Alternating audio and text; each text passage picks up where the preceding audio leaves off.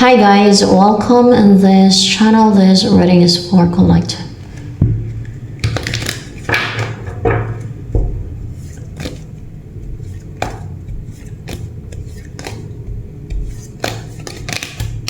Holding you,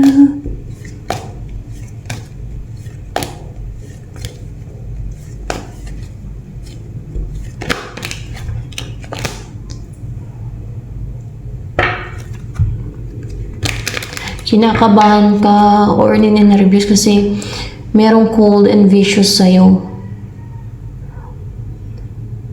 Merong vicious towards you. Merong vicious na tao.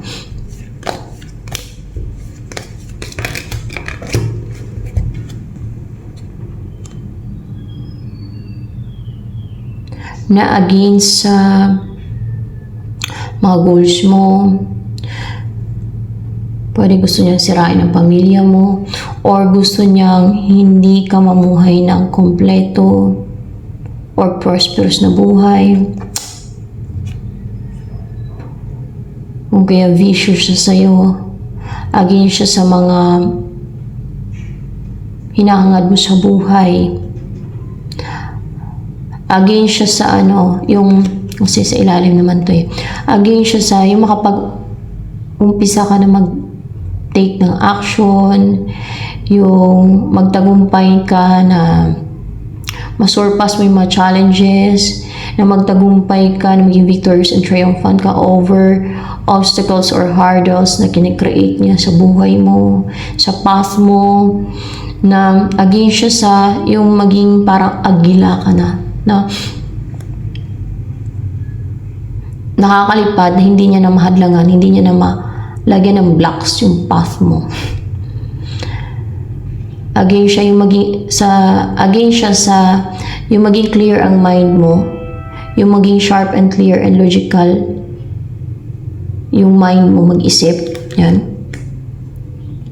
Gusto niyan pa-clouded din kasi yung isipan mo, manipulahin ka niya. Yan. O pasunodin ka niya sa will niya.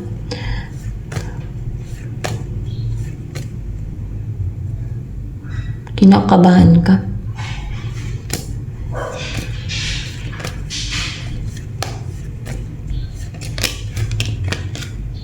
Merong nag-umpisa na dumating sa'yo dyan na makakapagpabago ng ng sitwasyon mo, merong may nag-umpisa na dumating, may dumating sa iyo diyan. Aid yan, or kaya ay para magkaroon ng transformation or para nag-umpisa na yan at tuloy-tuloy na yan. There's growth, nag-umpisa na yan para kung nasa kukun ka pa, kasi kung nakulong, na control, or kung napinsala ka niyan, pinipinsala ka niyan, yung kumbaga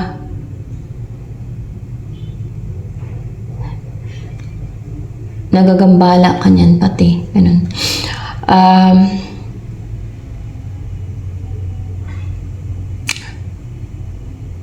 Dahil merong dumating sa iyo dyan na tulong, magagawa mo na mag-transform.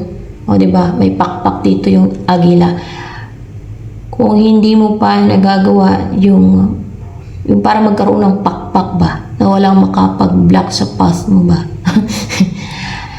magagawa mo na ito, yung para magkaroon ka ng pakpak na para kang agila, para kang butterfly, magkaroon ng transformation sa iyo na hindi ka na yan mablockan, hindi na yan makapaglagay ng blocks, hadlang, hindi na yan makapamigil sa daanan mo, sa path mo. Kasi para siyang sa lupa lang na makapag-create siya ng blocks. Sa impapawid, parang wala siyang kunwari ganun, wala siyang power, wala siyang kakayanan makapag-block sa path mo, sa mga gusto mong i-pursue, sa mga gusto mong puntahan, mga ganun, sa gusto mong abutin na goals.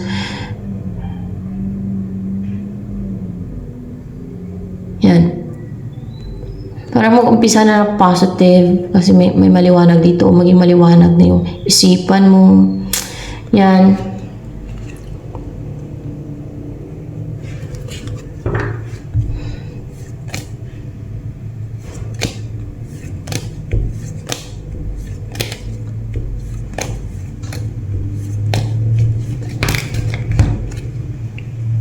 Ito yung dumating sa iyo dyan, oh.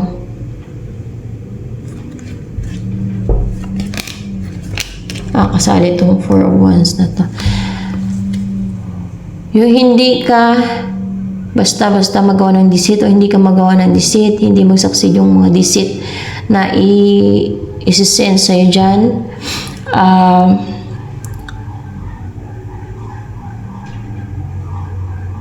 Na ma-separate pati sa'yo yung mga deceit. Kung mayroong mga deceit, yan mga yung dumating sa'yo dyan, mga dumating sa'yo dyan na aid. Ano ba yung tawag?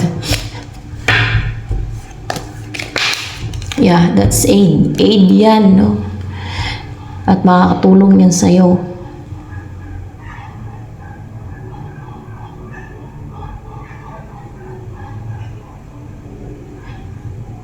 At ma-separate sa'yo yung dinadanas mo na emotional turmoil. Kung yan ang na-experience mo, emotional turmoil, grief, sadness, may mga losses, may mga nawawala sa'yo, may pinagdadaanan ka na, naging emotional ka, yung gano'n. Naman dahil sa may nawala sa'yo, sige ka emote-emote or baka umiiyak ka pa, parang full of regrets, mga gano'n, full of negative emotion.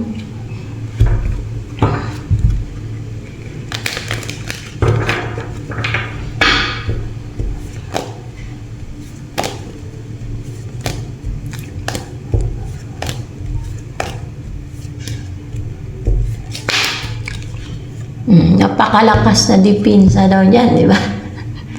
Lumabas dito. Yung dumating sa'yo dyan, nag-umpisa na dumating sa'yo dyan, malakas na dipinsa yan. Malakas na dipinsa. Spiritual yan, pagka ganyan. Dipinsa, no? Laban sa mga deceit, laban sa mga evil forces, laban sa mga deceit ng mga, ano yun, sa diliman.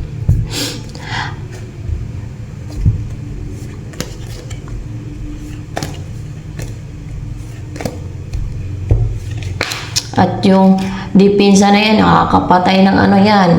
Nakakapatay ng mga fallen angels yan. Nakakapatay ng mga elementals yan. Nakakapatay ng ano, kaya napakalakas yan. Nakakapatay ng mga taga-Gartha yan. Nakakapatay ng mga dark entities yan. Yung dipinsa na yan, yan ang magdidipinsa sa'yo. Yan ang magpoprotect sa'yo. Pero huwag mong kalimutan din mag-pray. Yan. Na maring sa ganyan dumating. Or galing sa kay Jesus Christ. Or galing sa Holy Spirit. Yan. O galing sa celestial beings.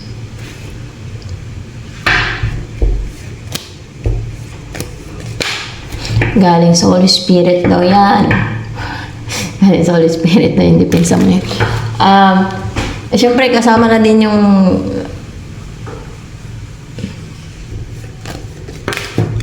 galing din sa God. O, diba? Galing kay Jesus Christ. O, diba? Wait na.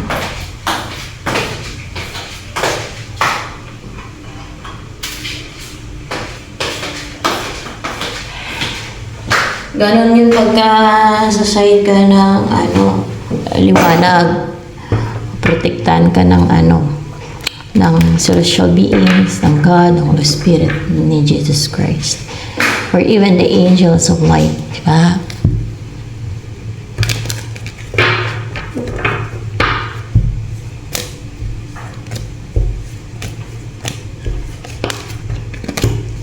O, magiging ano ka na ngayon, para bang maging hunter type, goal-driven, maging active, kasi hindi na madidrain yung energy mo niya pagka ganyan. For sure. Kasi may magdidipinsa na sa'yo. Magiging ano ka na niyan, magiging passionate, strong-willed, magiging napaka-brave and strong. Like a lion, kasi may lion dito din. Oh. Maging strong na yung mind mo niyan.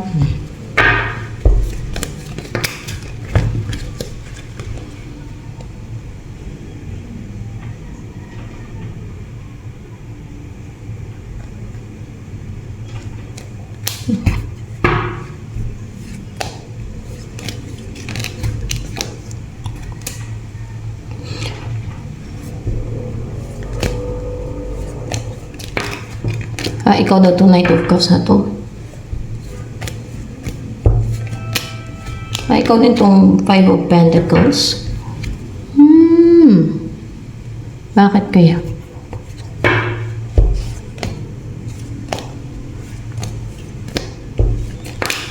Feeling ma-left out in the cold ka. Kaya, yun maramdaman mo. Feeling ma-left out in the cold ka, yun maramdaman mo. No? Feeling ma-left out in the cold ka. Kaya maging ano ka, maging para bang persevering na mag-offer ng hindi mag-offer ng cup of love, kundi mag-reach out, no, mag-reach out to yan. Na maging committed ka na sa gagawin mo na yan, pag-reach out na hanggang sa magawa mo. Or hanggang sa, kung tuloy-tuloy na siguro yan, o basta makapag-reach out ka na, ganun. Yan. Kasi may dipinsa ka na. Kahit pa paano, di ba, may dipinsa ka. Malakas daw yan, ha. Napakalakas yung dumating sa'yo dyan. Nag-umpisang dumating sa'yo dyan, ha. Dipinsa. Spiritual.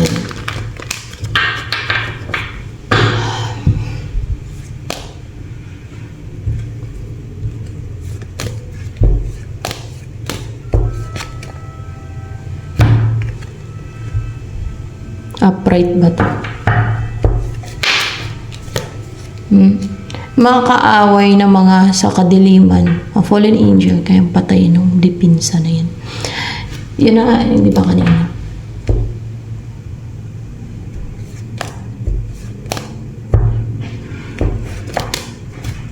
Pati itong mga nang oppress sa'yo, yung mga magkukulam ang babarang manggagaway.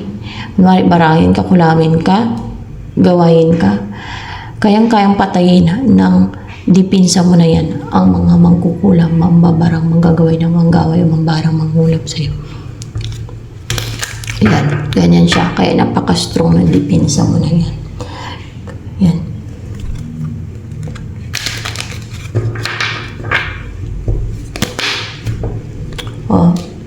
At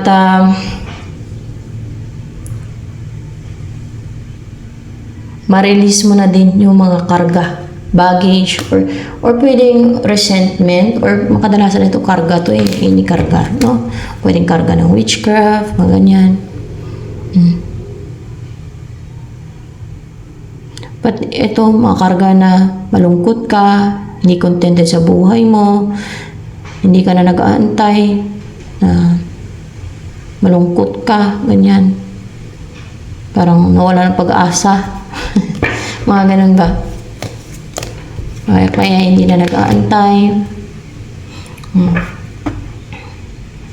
At maging magaan ang loob mo sa person na meron kayong spiritual connection, soul connection, o pwedeng twin flame mo.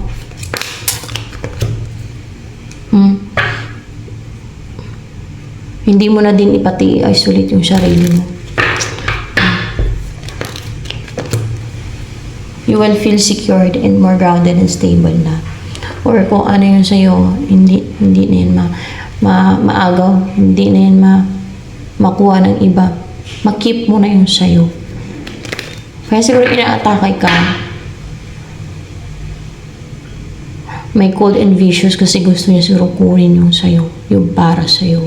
Kaya against to, sa yung kung sa ano pa, sa hayop, yung maging agila ka, na may pakpak ka, na makakalipad ka na. Kasi, hindi ka na niyang mabablakan, hindi ka na niyang mahadlangan. Kapag once na nagkaroon ka na ng pakpak, yung pakpak na yun, simbolo lang yun, no? Simbolo lang yun. Simbolo lang yan ng ano, yung para hindi ka na mahadlangan, hindi ka na mablakan. Sa path mo, hindi na nila mablakan yung path mo, hindi na niya mablakan yung path mo, hindi na niya mapigilan. Yung mga gusto mong i-pursue, yung mga gusto mong abutin sa buhay mo, yung mga nais mong marating, mga ganun. Hallelujah, praise the Lord, you set me free.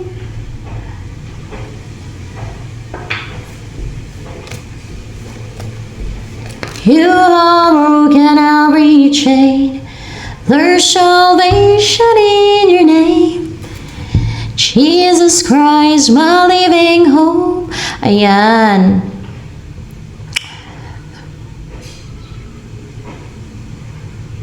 Magiging shielded ka na. Teka lang, clarify ko. Oo, maging shielded ka na. Yun yung magsisilbing shield mo. Yung nag-umpisang dumating sa'yo, yung aid na yan, dipinsa. At maging ano ka na, yung maging parang alam mo yung cold, unemotional na hindi mabali yung desisyon mo. Hindi ka na malambot sa mga kaaway mo na nakit sa'yo, nang atake sa'yo ng mga spiritual. Ay, naku guys.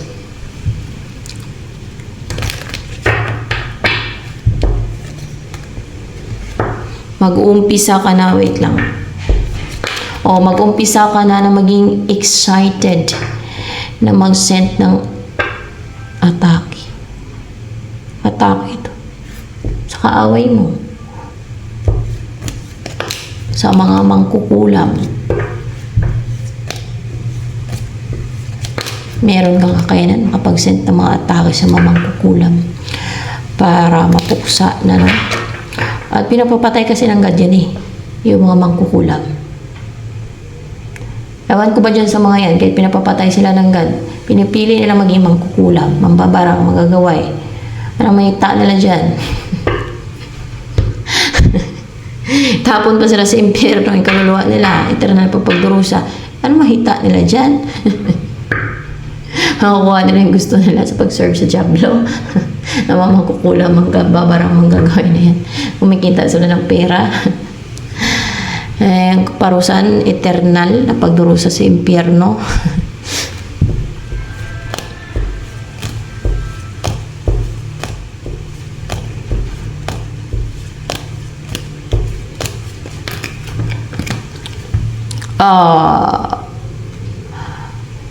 Pwedeng ma-heartbroken, atakin sa puso, ang mangkukulam, hindi na makapang-atake sa'yo.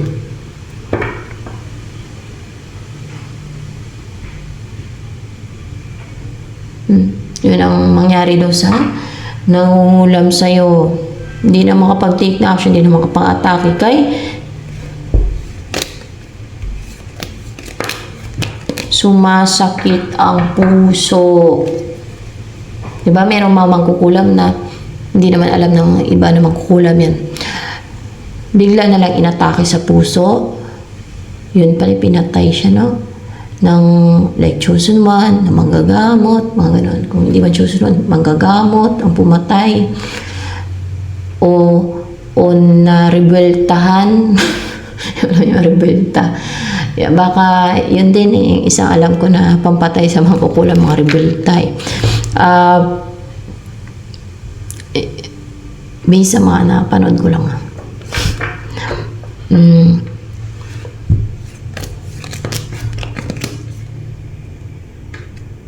The Tower.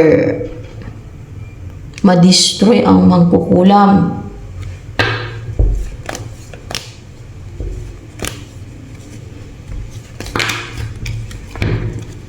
Mamatay ang mangkukulam. Mamatay do'y mangkukulam.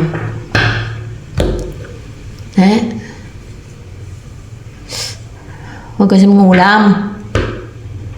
Pinagayabang pa yung pangungulam eh. Kaya impyerno lang na. Haluluwa. Ay, nako guys. So, hanggang dito na lamang for hindi kasi nag-iisip yan ng yung